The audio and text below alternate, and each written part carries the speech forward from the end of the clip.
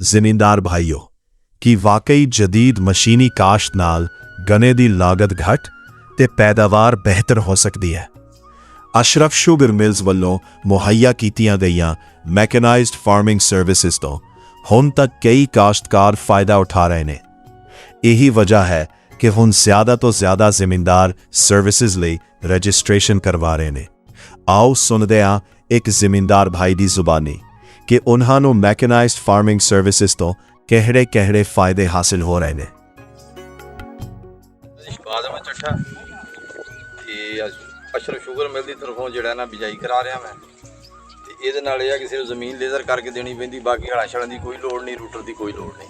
ਇਹ ਸਾਰਾ ਕੁਝ ਇਹੋ ਹੀ ਜ਼ਮੀਨ ਤਿਆਰ ਕਰਦਾ ਤੇ ਇਹੋ ਜਿਹੜੇ ਨੇ ਨਾ ਬਿਜਾਈ ਵੀ ਕਰਾ ਰਹੇ ਨੇ ਟਰੈਕਟਰ ਨਾਲ, ਤੇ ਬਾਕੀ ਸਾਰਾ ਕੰਮ ਇਹਦੇ ਨਾਲ ਹੋ ਰਿਹਾ। ਖਾਦ ਇਹਦੇ ਨਾਲ ਇੱਕ ਸਾਡੀ ਲੇਬਰ ਦੀ ਬੜੀ ਬਚਤ ਹੋ ਰਹੀ ਹੈ, ਦੂਸਰਾ ਜਿਹੜਾ ਨਾ ਕਿ ਖਾਦ ਵੀ ਸਮਿਆਂ ਦੇ ਉੱਤੇ ਬਰਾਬਰ ਪੈਣ ਡਈ ਹੈ, ਤੇ ਪਾਣੀ ਦੀ ਵੀ ਸਾਨੂੰ ਬੜੀ ਬਚਤ ਹੋ ਜਾਣੀ ਇਹਦੇ ਨਾਲ, ਯਾਨੀ ਕਿ ਵਿੱਚ ਖੇਲਾਂ ਨਿਕਲਣ ਡੀਆਂ, ਖੇਲਾਂ ਥਾਣੀ ਪਾਣੀ ਜਾਣਾ।